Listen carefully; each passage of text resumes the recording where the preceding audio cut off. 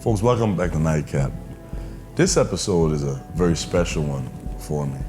Having worked in mainstream journalism for years at some of America's most prestigious publications and institutions, I started this show because I felt there was something lacking primarily in the portrayal of the urban community. And I have said before, in my opinion, that the internet is the greatest liberator of this generation. Having said that, my guest Q, the owner of Worldstar, I find his platform to be provocative. It's arguably right now the most influential urban platform in America. I would consider it to be the urban CNN. And we have a very in-depth conversation about, since the gatekeepers have been stripped away, how does he see the balance of now being a gatekeeper in the community, giving voices to so many? So the question is, if the internet has enabled everyone to have a voice, how are we using that voice? Stay tuned. I'll answer that question after the conversation. But right before we delve into that conversation, we're introducing a new segment called NiteCap Debut, where unsigned artists, poets, writers, anyone with a voice, an emerging talent, is going to have their space to speak and be heard. So first up, we have the artist Locks coming from Liberty City, Miami. Enjoy. But then some songs, I don't care if I make $1 off it. That's the real me. You claim that you got your plug to the front, you a block, but no you don't. You run around telling these that you got it on lock, but no you don't. You'll see me, you know what I'm saying, at my purest form, you know. I'm trying to strive for perfection, you know what I'm saying, you know, righteousness, you know, I'm a different type of guy, you know, I really got a strong relationship with, you know, with God, and I'm trying to really like paint a picture where we can have an ideal role model. Not saying that I am a role model or want to be a role model, but people gonna see me anyway. We can ride. Instagram at Locksa L-O-K-S-A million. And I'm on Twitter, same thing, at Locksa L-O-K-S-A million. SoundCloud at Locksa million. Other guys, baby, shake it on me till you make it rise. 1 ounce of kush with a Henny bottle looking like Just real people, real convo.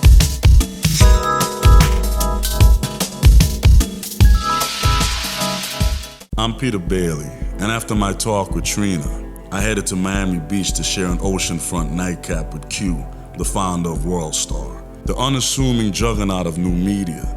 Discussed the inspiration behind his media franchise, one that is now arguably the most influential in pop culture.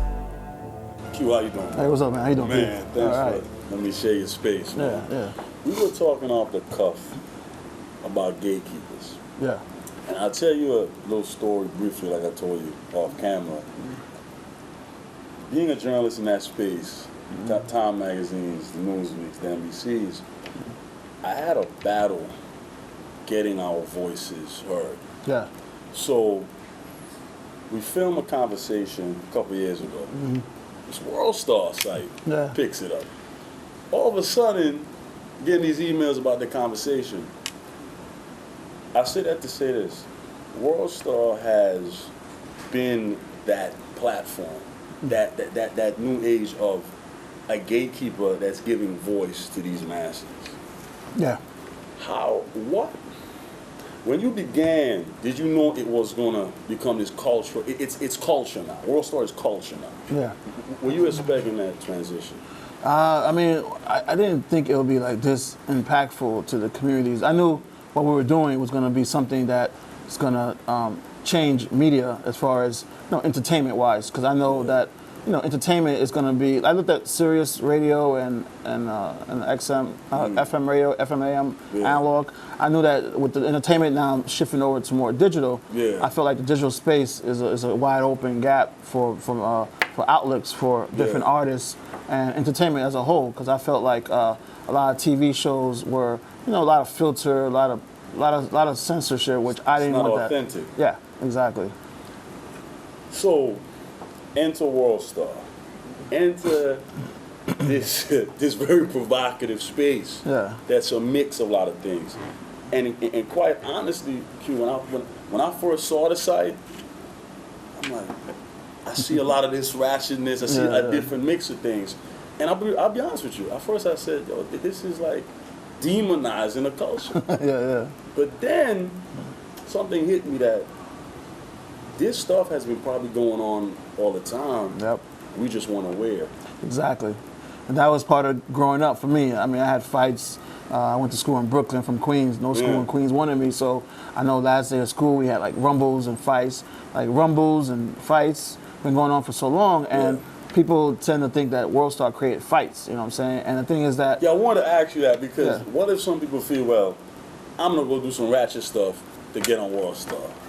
Well, the thing is that it does bring awareness. So if you're going to get your 15-minute fame of doing that or climbing a building and jumping off just to get your fame, you know, that's foolishness. And I can't control that foolishness of individuals that want to go seek fame by, you know, cop chasings, you know, run through highway, you know, pull over, I'm not pulling over. Because they see it, you know, Roger did it, other stars did it. So I can't control the masses' minds as far as, I just want to bring awareness to the masses, and that's my job as a man, you know what I'm saying, as a leader in the internet space, is to bring awareness to the community and to the world, you know what I'm saying, because this is what's going on, and I think Worldstar gives the people a voice to be seen and heard, and that's what's important to me. It's interesting you say a leader, because when I look at the dichotomy of society right now, I remember when I went to college, Q, people scared of us. It was like hip hop. it was kind of like those rap guys. Yeah. So let's fast forward. I remember my roommates in college, they were listening to Led Zeppelin, Dave Matthews Band. Yeah. I go back to visit a school now. These white suburban kids, Big Sean, Pusha T. Yeah.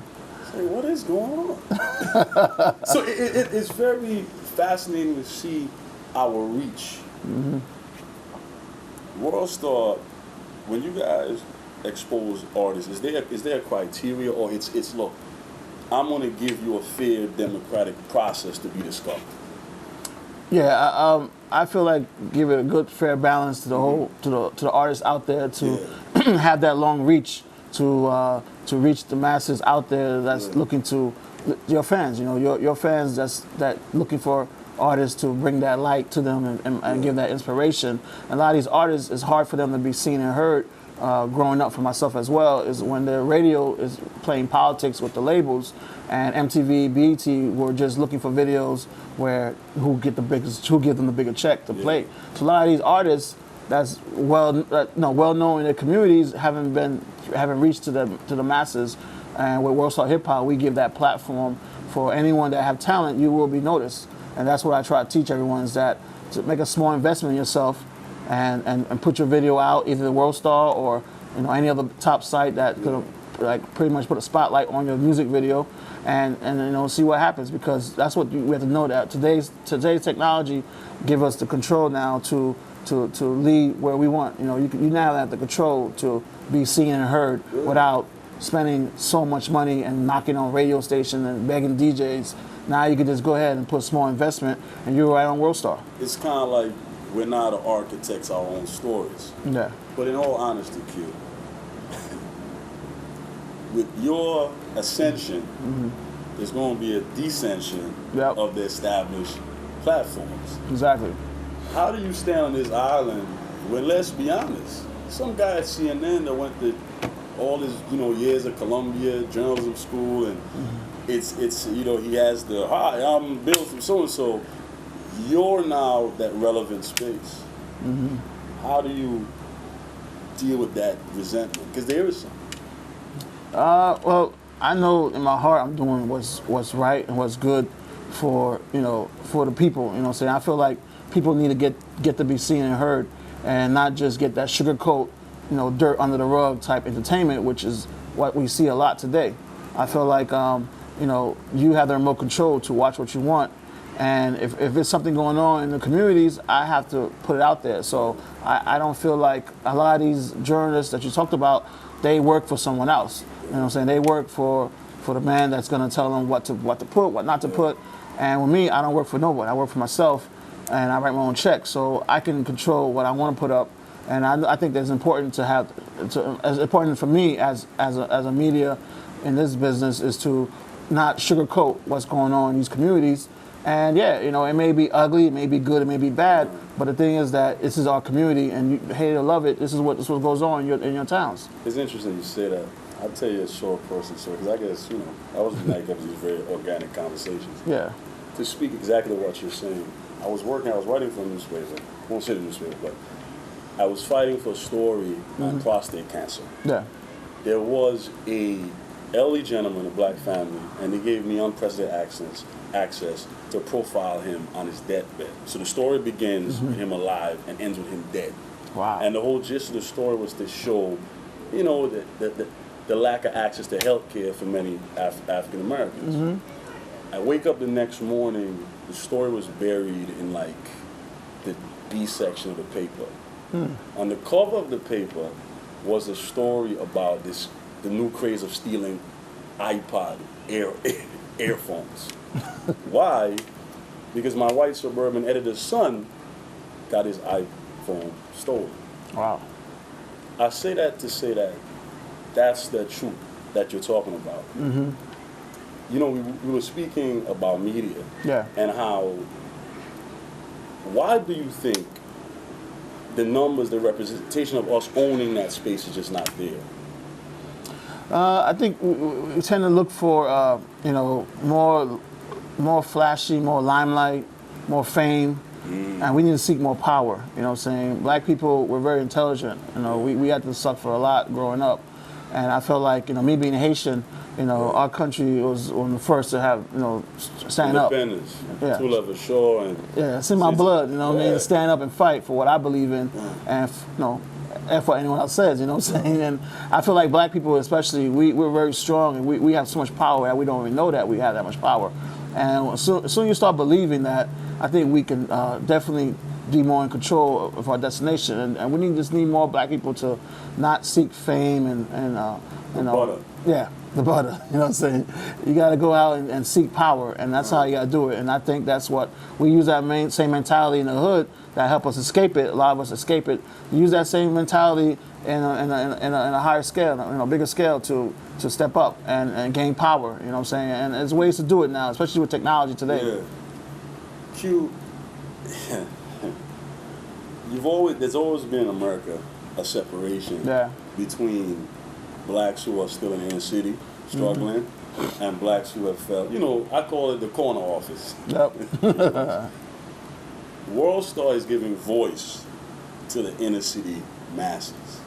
So some in that corporate office, that brother that went to Harvard, he's sitting in Manhattan eating his sushi. He's saying, this Q guy, this thing is just, it's embarrassing. Why you have to show this side of black culture? What do you say to that person? To the Uncle Tom? Well, what I say to that brother is, brother, you know what I'm saying, you need to realize that, we can't just continue turning the lights off, you know what I'm saying, and be zombies to America, to the white man. We can't just walk around and just do what they say and walk around like we have no brain in our shoulder, like World War Z. Like, I tend to walk around with my third eye, you know what I'm saying, and that helps me guide through the darkness, which we are born, as soon as we're born, we're in dark. You know what I'm saying? Most black are born in inner cities, in the ghettos, and you can't just look at it like, oh, well, slavery ended, blah, blah, racism, segregation ended, blah, blah. That's all fine. I mean, it's all kind of like toned down. I don't think it ended. You know what I'm saying? I think we're seeing it more now. Yeah. It's the last fort almost. It's kind of like, I think Americans in the society, I mean, brother, look, about Harlem. Yeah. From Hollis, Queens. Yeah. And I think that speaks volumes. How can we get more of us here? I think the first steps is just to believe. You gotta believe in something, you know what I'm saying? You gotta have faith, you gotta believe, I'm not gonna preach religion, but someone, if you're out there, I don't care what religion you believe in, but you have to believe in it. Not just say it, you gotta actually believe in your heart, what you stand for, and ready to die for it. And once you believe in something, then you can go ahead and work on a master plan of what you want to do in life. Because I believe that everyone here that's walking this earth is gifted in some way. Because we did beat the odds to reach our mom's womb.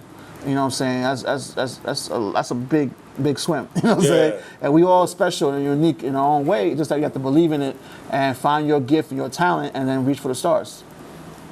And Q, you know, you're familiar with my style of conversation. So my viewers are gonna, Peter, you gotta get on him about certain things. When I look at the dichotomy of Worldstar, I love the platform giving people who I worked in media, man. Some of these won't have a chance to even be the porn. The porn. Yeah. Because I think, Q, sometimes we live in this digital space where, say a kid did something to a boy in the bathroom. We all did things. Hell, I did dirt. Yeah. The digital space now, it can be exposed. And that person's whole life. So when you get those submissions of so-and-so doing whatever in the bathroom, why is it put on the platform? Well, I feel like that when someone sends us to the videos, we have to filter out which we can put, which one we can't put, and make sure that videos not have any minors as far as doing sexual conduct. Well, the thing is that the video is already out on YouTube, and we feel like the video should be put on like in a space where it can be entertainment, because I feel like people know that they're being recorded. So so some of these people really are cool with just being cool. Yeah, because of the technology today with the video cameras, you can't hide running a red light these days. You can't. There's cameras everywhere, and everyone has a cell phone these days, and you gotta watch what you do. You know what I mean? You have to be responsible for your own action now, and you can't be upset for someone posting on Facebook, YouTube, or Worldstar, where you have to take responsibility for yourself. And know that people, it's not the same when me and you was in high school when there was no cell phone. It was pagers. You know what I'm saying? No, I'm saying it's crazy, bro, because it's like, well, I'm not perfect. A lot of things, it's like the situation with Ray Rice. Yeah. That was despicable. But what I say is, if we had a private camera in all our lives, exactly. I don't think we'd be sitting here right now. Exactly. You know, that's so some of these people don't mind being out there in that. What about people that would say black pain has always been exploited for profit? You know that. It's always been exploited for profit. How do you walk that fine line that says I'm gonna give you a voice, but I'm not going to exploit your voice? Well, the thing is, what I believe in doing is putting the microphone out and showing people that you do have control of what you want to put out there, as far as what you do in front of these cameras. Yeah. But if you feel like your video is not to your liking, and you really embarrassed, and you take it down. I'll take some video down. Yeah. If it's something where they don't really say, hey, I really effed up that night. Can you please take it down? Most likely we'll take it down. You know what I'm saying? It all depends on what they come to me with, not just. They look at the camera and just like, oh yeah. They want you to know that I'm saying what I'm doing right now in your face. But if they get caught slipping, they're most like, I took videos down all the time. You know what I'm saying? I have no problem with doing that. It's all about what they come up with me and tell me, because these videos are everywhere.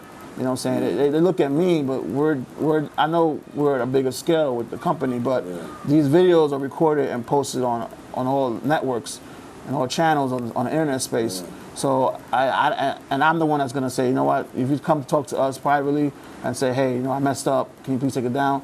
We'll take it down. And I see you guys are posting a lot of inspirational videos. Yeah. It's been a mix. Hollis, Queens, man. I lived in Fort Rockaway. I live in a basement, one of my lowest times of life, in a basement in Fort Rock. And New York is such a fragmented. That Queens is such, it's a slab in its own, the Merritt Boulevard and whatnot.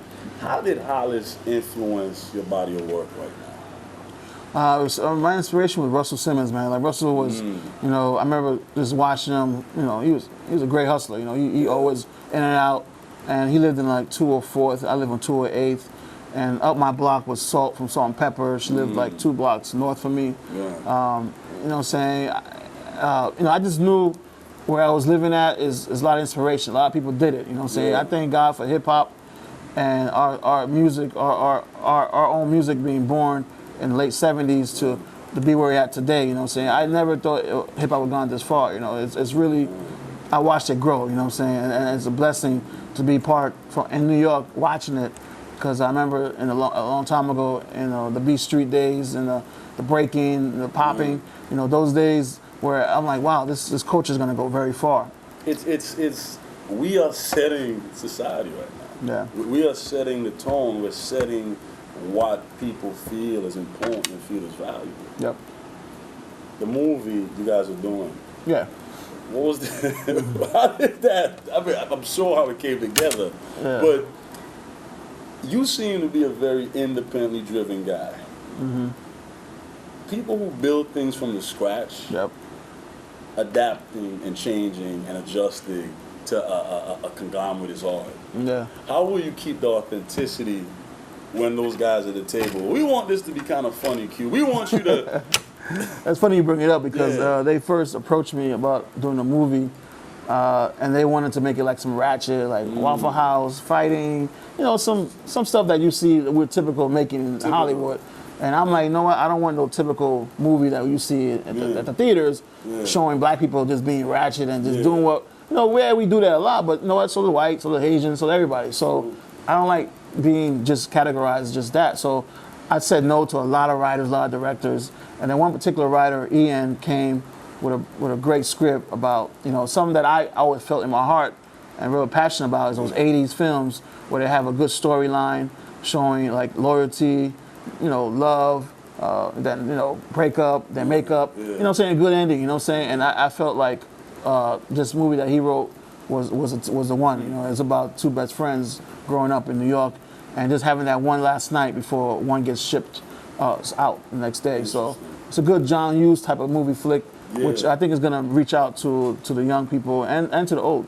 That's pretty cool. The feel was very popular here in Miami. Yeah, thank you. And I speak on that from just, you know, from spending years with Trick Daddy, just knowing the fabric of Miami. And I'll put it out there, I might get in trouble for saying this.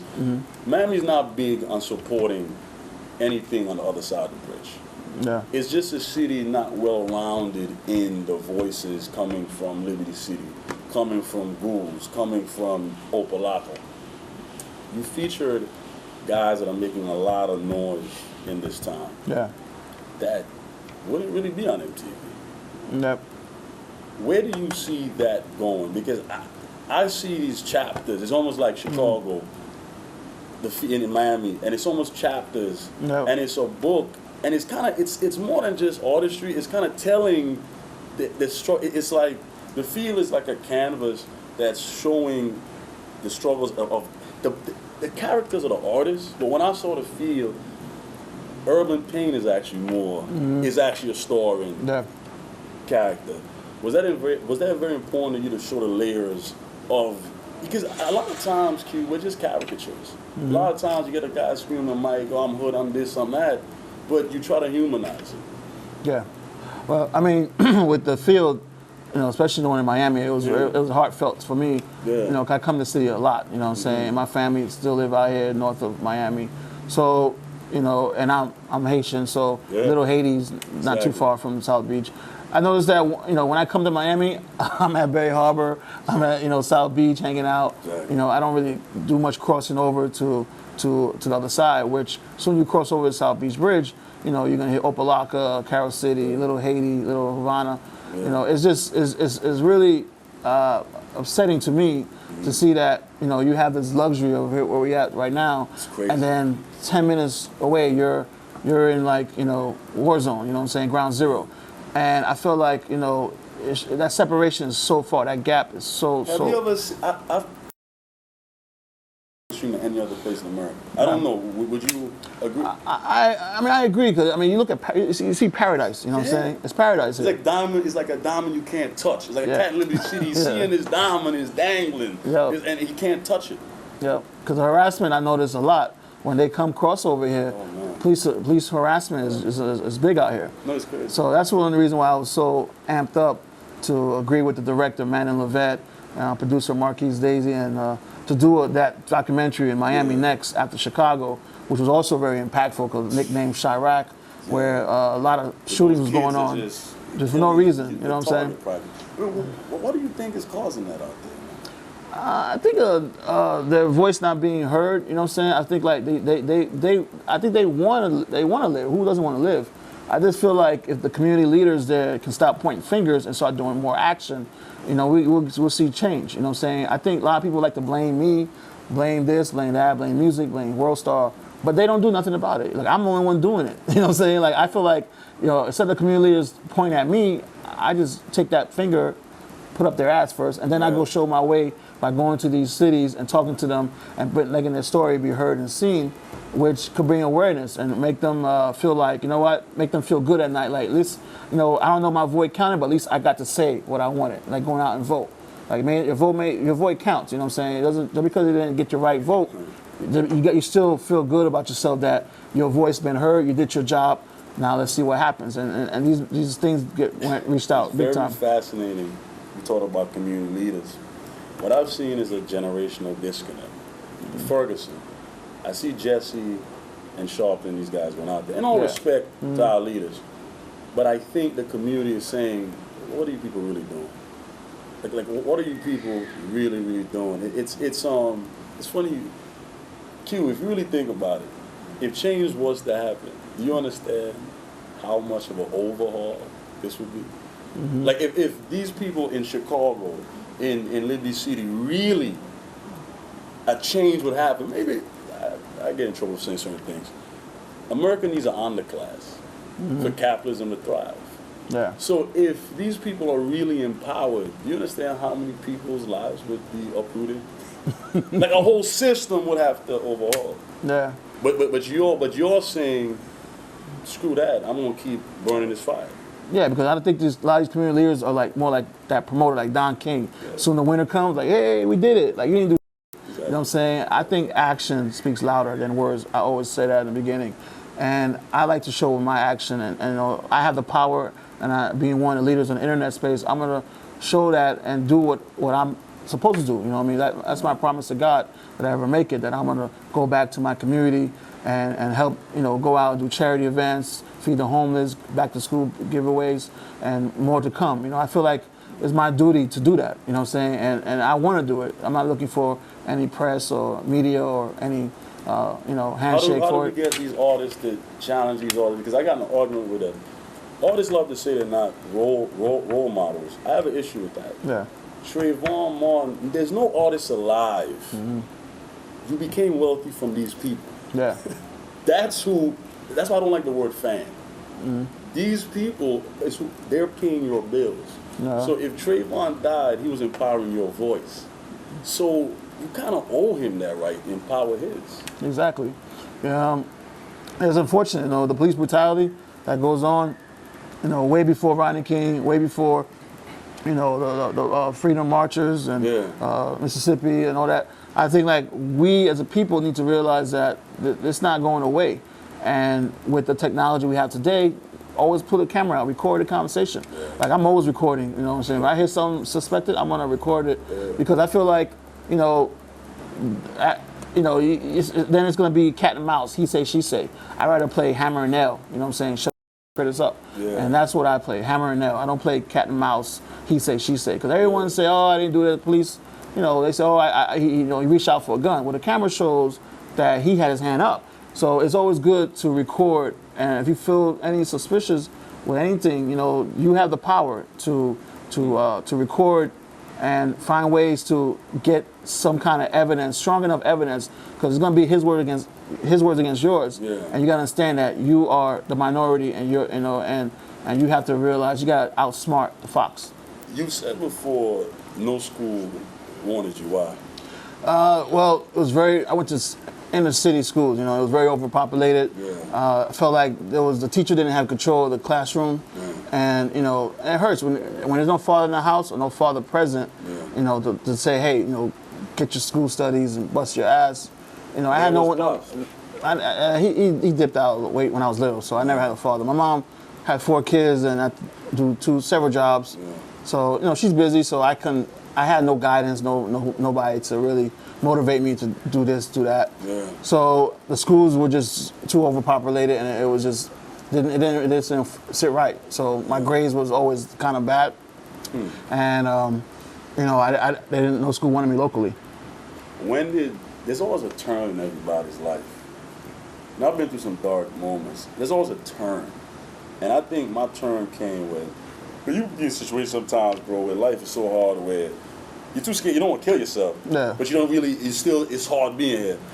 When did that turn come for you? And you know what? Because we talked about earlier, everybody has a truth. Everyone has this purpose, this thing. I think when we wake up, like, why are we here? Like, what am I really doing here? Yeah. When did that turn come for you? It came in 1999. That's when, like, I felt like my third eye was open. You know what I'm saying? 15 years ago, and my third eye opened in '99, and I just seen the world differently when that. What triggered that? Well, you know, it's like it's hard to explain, but it's like you feel like a spiritual, like, awakening. You know what I'm saying? Like your mind, your heart, just opens and believes, and you just start seeing everything for false. You know what I mean? Everything you were taught growing up, everything around you is all lies, and every book you read, everything you were told is lies, and you have to really pretty much start from scratch, and that's what I did. I started from scratch once again, and my life just born again in 1999. I know exactly what you're talking about. It's almost like there is a 1%. They get it. They understand it. There's like some books they're reading that we're not reading. Yeah, self-education is very important to me. I read a lot of religion books. I read a lot of inspirational, motivationals. But the key thing I read was a lot of learning different religion, and I take a lot of good from each one and create my own as far as living peacefully, humble, calmer, do unto others, unto you. And that's who I am today. You know, it shaped me up. You know what I'm saying? I'm very peaceful. I get a hard on seeing other people make it. You know what I'm saying? There's no jealousy or hatred in my blood. You know, I get more excited watching someone come from nothing and make it. You know what I'm saying?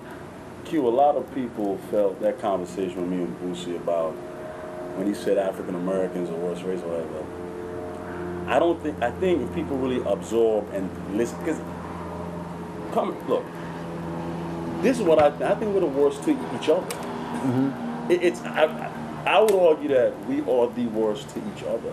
I agree. How do we?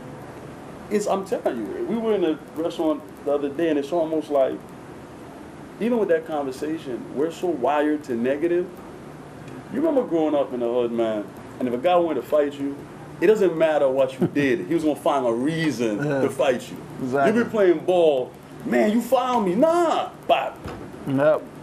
How do we get ourselves unprogrammed from just hating each other, though? I mean, I don't like pointing fingers, but it definitely comes from our past, you know, where we were raised in a way it's like crabs in a bucket, you know, it's all about fighting each other to climb up top, you know, but if we all work together and sync our minds, you do one individually, you can work each other together and get over the bucket. So instead of fighting amongst each other, if we work together, we can climb over. But I think our mentality is just set to be aggressive and knowing that, you know, no one cares about us, no one loves us, you know, we're here, you know, because they, like you said, they can look over and see South Beach and look, you know, it's a diamond just dangling like, hey. Yeah. And I think for black people as a whole in this country, that's what it was. You know, we see TV, we see Hollywood, we see the beautiful white woman, Miss America, everything is beautiful, white is beautiful, white is beautiful, Jesus is beautiful, Jesus is white. Yeah. Everything as a youngster is taught white Everything is beautiful, about you is ugly, is trash, black. That's why you know, we have James Brown and black is beautiful, black and proud, and you know, and all those 70s actors leader teaching us that love ourselves. You know, Malcolm X, rest in peace. You know, teaching us to love ourselves, and that's important. You know, don't just think that it's just one side better. You know, I mean, we're all here together. We're all sons and daughters of God. There's only one God. It's fascinating. I got blessed to be able to sit, you know, sometimes, you know, at courtside of the Heat game, whatever. Yeah. I remember recently, season, this lady just looked at me, Q, with this look. Like, what you doing here? She was like, she hated that I was there. Oh, man. And it's like a bulb went off, like, some people feel success is exclusive to a certain sect. So that's fascinating, man. Q, Yeah, I bro. really appreciate the conversation. Oh, man, peace, bro. I hope you guys enjoyed that conversation. And like with all my guests, I appreciate Q's honesty because I like to say on NiteCap, I will never let you, the audience, be deceived. So in responding to my earlier question, since the internet has done away with gatekeepers and given everyone a voice, when we peruse the internet, we're inundated with gossip, scandal, and whatnot. Are we using this new media voice, this new media platform to push our culture forward, where in the past we've never had a voice at all? And that was one of the reasons for the influx of the urban blogs, because mainstream media were not covering our stories. But are we covering our own stories well? Are we using this tool to better us or to destroy us? Until next time, it's love and live.